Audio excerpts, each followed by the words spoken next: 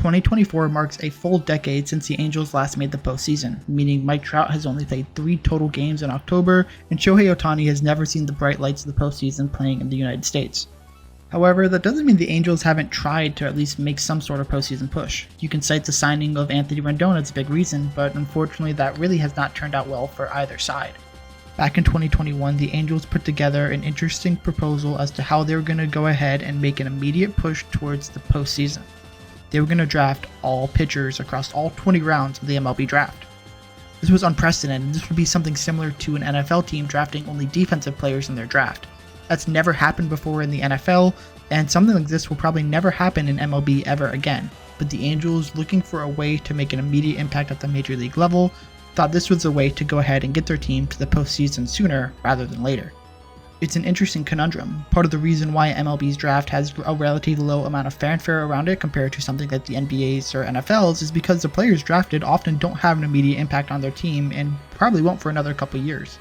Fans don't have a strong connection to these players, and because college baseball is less popular than college basketball or college football, a lot of fans don't know the players coming out. Add on top of that high schoolers are also eligible, and there's just not a lot of connection to a lot of the players eligible for the draft. Despite this, the Angels decided to put all of their eggs in the basket of pitchers who can go ahead, rise through the minor leagues quickly, and make it to their major league roster sooner rather than later. They can go ahead and capitalize on the era of Ohtani and Trout in Anaheim. With the benefit of hindsight, we can deduce that this effort was not profitable by any means, but with the Angels' history of promoting players quickly, Zach Neto and Nolan Schanuel, their 2022 and 2023 first-rounders, both made the major leagues without playing a full season of minor league ball. This was something that the Angels were excited to do and ready to do in the hopes of making a deep run in the postseason. Now that we know it hasn't panned out, we can go look back in hindsight and see exactly how all these players panned out. Granted, a lot of them are still young. 2021 was only 3 years ago, and not all of them have reached their major league peaks, but it's looking like the Angels, who currently boast some of the worst pitching statistics in the entire major leagues, aren't getting the value that they really needed from this draft class. Before we begin, it would really mean a lot if you can subscribe. It's the easiest way to help me out and get you more content, not only from me, but from awesome other creators out there as well. Without further ado, let's dive into the Angels' 2021 all-pitcher draft class. Picking 9th overall, the Angels decided to get their first of 19 college pitchers, selecting Miami, Ohio product Sam Bachman. The Redbird was the first-round pick in school history with a fastball that touched 101 and a slider that had some great movement on it as well.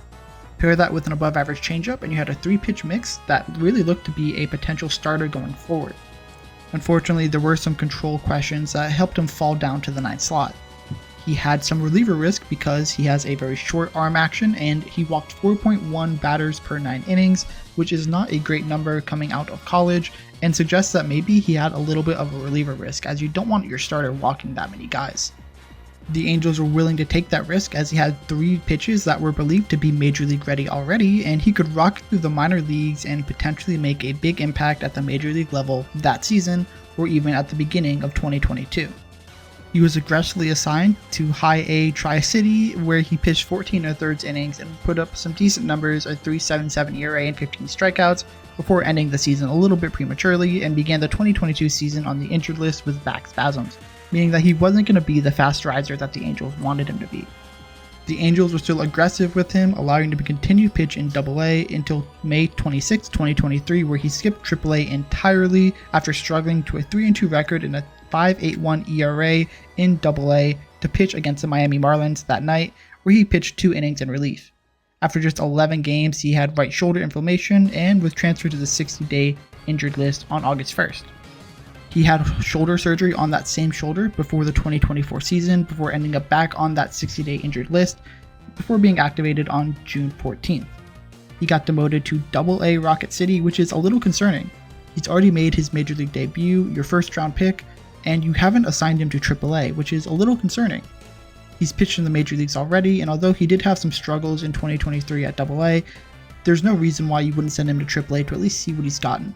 Right now he's being stretched out as a starter, but if he can't maintain the success, it looks like that reliever risk is going to come through and he's going to end up in the bullpen, where he has the potential to be a high leverage arm, but as of right now, it's looking like it's not a great first round pick for the Angels, someone who isn't providing them a ton of value now, and to draft a reliever in the first round is something that is not what a lot of teams want. A starter has a lot more value for a team than a reliever. You pitch more innings. So the fact that he might end up being a reliever is a big detriment to the Angels. In the second round, the Angels went for a similar archetype, but from the other side of the mound with a left-handed pitcher named Ky Bush. He was a hulking 6'6", 240 when he was drafted, and also had the ability to throw 100 miles an hour, but more out of a bullpen role than as a starter, as you don't really want to use your full stuff every time as a starter, which is why you don't see a lot of starters, except for like Paul Skeens, throwing 100 miles an hour. He also had a very good slider that totaled very well with his fastball, and a curveball and changeup that were slightly below average but had the ability to be worked upon, and decent control. Bush was someone who was seen as a top 100 prospect heading into the 2023 trade deadline when the Angels were ready to go and make a push. Knowing Shohei Ohtani might only have a couple more months in the Angels uniform, they went all in, trading Ky Bush to the Chicago White Sox for Lucas Giolito. We all know how that went, where Lucas Giolito flamed out miserably in an Angels uniform before being waived, and now Ky Bush is dominating in the White Sox minor league system.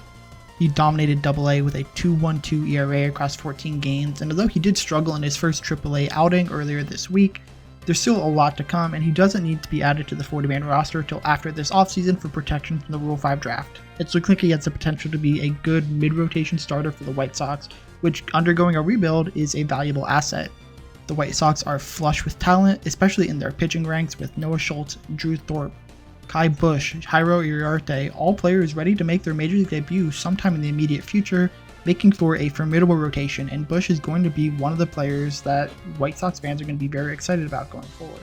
In the third round, the Angels went back to the college pitching routes once again, selecting Landon Marco, a right-handed pitcher out of LSU.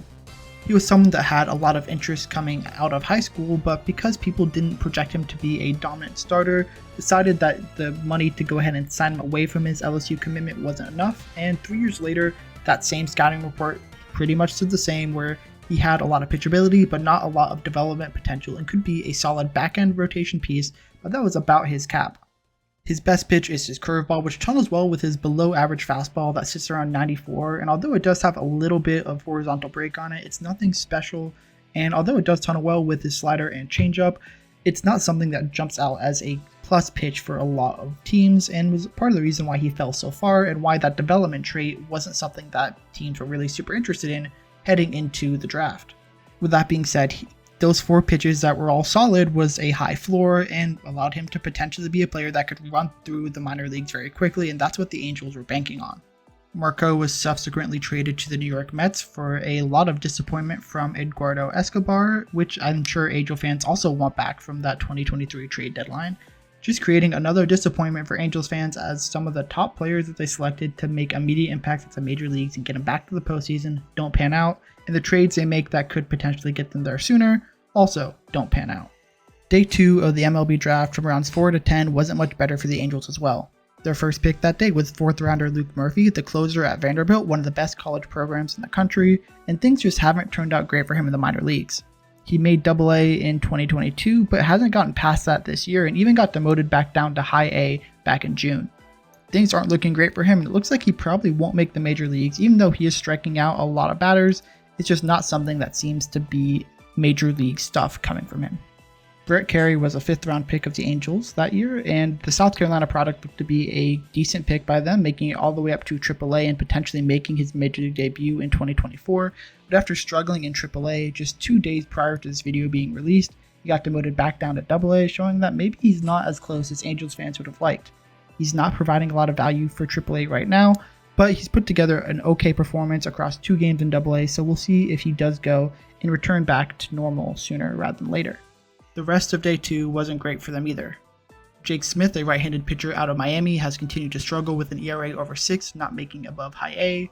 Ryan Costew is a right-handed pitcher out of Arkansas who has only made it to High A as well, but he's put together some decent numbers. He's just not striking out a ton of guys, and as a starter, that's okay, with a 2.53 ERA, but there's still a lot to be desired. Nick Jones was a lefty out of Georgia Southern that looked to be someone who could be very interesting coming out of a smaller school, and is doing decently well at AA, but he is 25 and older and is already in the bullpen, which is not great. 9th rounder Braden Oltorf has retired, and 10th rounder Andrew Peters out of South Carolina has been released, so both these players are done with their time in the Angels less than 3 years after being drafted. Day 3 always has interesting players getting taken, and it's not just because they're younger guys or smaller school guys who can make an impact potentially if they can find the right stuff and get found, but because players can often sign for hundreds of thousands or millions of dollars based on the way the signing bonus pool works in Major League Baseball. It's out of the scope of this video to explain it, but it allows teams to go ahead and make picks in the later rounds and use some of the savings that they get in the earlier rounds to sign good players for big money in the later rounds. That's one of the big things that happened with our 12th round pick, Mason Albright, who seemed to be a huge steal out of IMG Academy, which football fans are probably very familiar with, a school in South Florida that is dedicated to athletics and trains a lot of the best NFL and college athletes.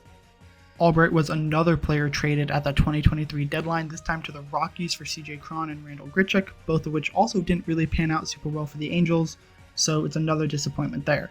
He's only 21, playing in AA already, so he is young for the league, putting up a 4.81 ERA at the time of recording there so far in 2024, the only league he's pitched in. So there's still some time for him to grow and develop and become a better player, but for right now, he's not putting up dominant numbers, which does make sense as he is a reliever who is young for pitching in AA, and the jump from high A to AA is often considered one of the most difficult in Major League Baseball. He's also not striking out a ton of guys, 55 and 73 innings pitched, so he could really use some improvement there to be a late inning guy. Their 11th round pick, however, is the name you probably are most familiar with from this draft, Chase Silseth, who was the first player of the 2021 draft class to see MLB action, so that includes all 30 teams. He's currently injured, but he was definitely rushed to the big leagues, which is what the Angels wanted, but he wasn't the player a lot of people thought would go ahead and be rushed up as quickly as he was. He has some interesting pitches, but it wasn't anything to write home about, and it seemed like he needed a lot of time coming in the minor leagues and developing before he can go and make his debut. Could he be a fast riser? Sure, but it didn't seem like being the first player in the draft class to make his debut was exactly what he should be. He's pitched 89 innings in Major League Baseball so far, with an ERA over 5, but he has had a lot of flashes of success and flashes of promise because he is a good player and has the potential to be a solid starter in Major League Baseball. It's just a matter of getting more experience, maybe a little more time refining in the minor leagues to get exactly to his potential, which could be a nice middle or back end starter for the Angels. The rest of day 3 hasn't gone well for them either. Their 13th round pick, Mo Hanley, a lefty out of Adrian College, has been injured for almost his entire career, heading into 2024, only 4.2 innings pitched, showing that there just isn't a lot of health there for him, unfortunately. Their 14th rounder has the potential to make the major leagues, especially if the Angels do unload a lot of their bullpen this year, in Eric Torres, a lefty out of Kansas State. He's put together decent numbers in the minor leagues, but he doesn't project to be anything more than a low leverage guy or a medium leverage guy if the Angels really do gut their bullpen entirely this year. He could have a shot as he is a lefty and lefty relievers are always valuable, but he just doesn't have any of the wipeout stuff to be a high leverage guy, and he's just a good pitcher. He's a more pitchability than stuff kind of guy, which is good, but just doesn't lead yourself to having a high ceiling, but more of a high floor. Glenn Albanese Jr. was their 15th round pick, a reliever out of Louisville. Currently injured, he's reached high A ball and does have a strikeouts per 9 over 9, which means he strikes out more than a batter per pitch, but he just hasn't put together great numbers in 2024. 16th rounder Brandon Dufault is currently in AA, but with an ERA above 5, it's looking like he's more likely to be cut sooner rather than later, as that matches his career stats pretty closely. 17th rounder Mason Erla has been very good to start 2024, but has cooled down significantly, and he just got moved to the bullpen, so you never know how that'll work. But for a converted starter, it happens a lot more often than a lot of casual baseball fans think. But career-wise, he's put okay numbers together, so this could just be a quick flash in the pan, and he's already started to progress a little bit back to the median in terms of his stats so far in 2024. Finally, 18th rounder Nick Mondak is currently injured, and he split time as a starting reliever in high A, but the St. John's product isn't someone who is super exciting, with an ERA almost 5 during his career. Finally, 19th rounder Nathan Burns, a righty out of Oregon State, has been released, and 20th rounder Marcelo Perez out of TCU was never signed. Seeing the competitive window start to close in the Ohtani Trout era for the Angels, you can't necessarily blame them for going all in and trying to address their weakness and get players that can rise up to the major leagues sooner rather than later. But however, now with the benefit of hindsight, you can start to see the damage that this draft class has done on the Angels organization. They have almost nothing to show for it, and almost none of these players rose up and made an immediate impact at the major league level, and now they don't have a single postseason appearance to show for it and almost no depth in their minor leagues from this draft class. One could argue that the Angels don't have the worst draft class in 2021, and therefore there shouldn't be a ton of criticism about it. the Marlins and Giants both had pretty abysmal draft classes as well, and teams like the White Sox haven't had players even make the major leagues. At least the Angels have multiple. However, a great counter to that is that they still have top prospects like Colson Montgomery who are from that draft class, and that's true for almost every team that hasn't made a major league debut from the 2021 draft class. They have a top 100 prospect from that class who's knocking on the door to the major leagues. With so many misses and players not likely to make major league appearances, or relievers who aren't likely to make huge impacts at the major league level should they do make it, the Angels draft class is a resounding disappointment, especially considering that they were hoping these would be playoff contenders that could go and make them win another World Series. This is just really underwhelming for the Angels. You couple that with an already weak farm system hindered by their trade acquisitions in the 2023 trade deadline that amounted to almost nothing for them, and things are really disappointing in Anaheim. With the 2024 draft around the corner, the Angels have a chance to finally go ahead and bolster their weak farm system and make good on the mistakes they made 3 years ago. If they can go and get some good players in their farm system, there will be the potential for the Angels in a couple years to be a postseason player. Mike Trout is going to get older, yes, and they're going to have to sell off some pieces this year. If they can continue to build on this and build up their depth and their youth, there's no saying that in a couple years the Angels won't be postseason contenders. Looking back at only 3 years, there's obviously stories that haven't been concluded and a lot can change, but it's looking like a lot of these stories are already written in stone with only a couple of variations left. When you almost get to the conclusion of a chapter and things aren't looking great, it's time to pivot away and change your strategy. The Angels have had 3 straight draft classes where they went and tried to go and produce major league talent immediately from these draft classes, and it's backfired without a single postseason appearance. As they continue to be one of the worst teams in the American League, one can only hope that their management will go ahead and reverse this trend and try to make better picks in the draft. Looking back at 2021 with a lot of misses, one can only hope that their 2024 draft will be a little bit better. Thank you again for watching all the way through the end. There'll be 2 videos on your screen. Hit either of those if you're interested, and if you wouldn't mind, go ahead and subscribe to the channel. It is the easiest way to help me out and it means a ton. Thank you again for getting to the end of the video, and I hope to see you in the next video.